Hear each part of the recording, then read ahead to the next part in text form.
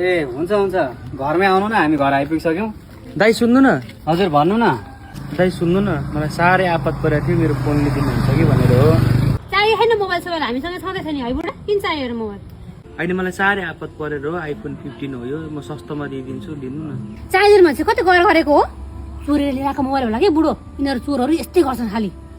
दिदी बरु नलिने भए नलिने भन्नुहोस् न, मैले चोरेर लिएर आएको होइन, म चोर होइन। भाइ पक्नु त, यता आउनु त तपाईँ। हजुर दाइ। हिँड्नु, भित्रै बसेर कुरा गरौँ ल। हुन्छ।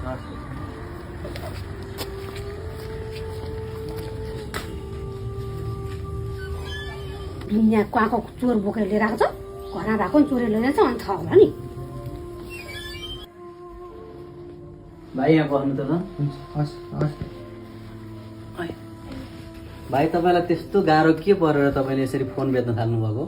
दाइ अब यहाँ कोठामा बसेर पढ्थेँ, अब घरबाट खबर आयो आमा बिरामी हुनुहुन्छ भनेर, अब यहाँ वरिपरि माग्ने ठाउँमा पनि मागेँ, अब काम गर्ने ठाउँमा पनि अलिअलि पैसा मागेँ साउसँग, अब कहीँबाट पनि नपाएपछि एउटा फोन थियो अनि यही बेचौँ भनेर हो दाइ, मैले चोरेर लिएर आएको होइन।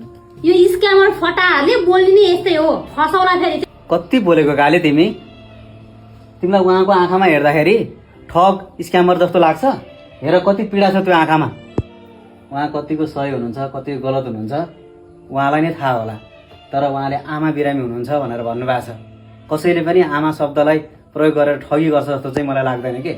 आमा बुवा बिरामी हुँदाखेरिको पीडा कस्तो हुन्छ त्यो मैले भोगेको छु, मलाई थाहा छ। हो दाइ, नभए म यसरी यो मोबाइल बेच्ने मान्छे होइन दाइ म। होइन, मैले तपाईँलाई बिहान त्यहाँ चिया पसलमा देखे जस्तो नि लागेको थियो कि, साथीभाइसँग तपाईँले चापट्टि द्याओ न भन्दै हुनुहुन्थ्यो, तपाईँ नै हो है? हजुर हो नि दाइ, अब साथीहरूसँग त्यहाँ पसलमा पनि कुरा गरेँ, अब आफूलाई परे बेला कसैले दिएनन् दाइ, त्यही भएर यो फोन बेचौँ भनेर हिँडेको हो, चोरेर लिएर होइन दाइ मैले यो। मैले बुझेँ भाइ, फिर नगर्नु, यस्तै हो, असल मान्छेलाई यस्तै गाह्रो साह्रो पर्दा कसैले हेर्दैन।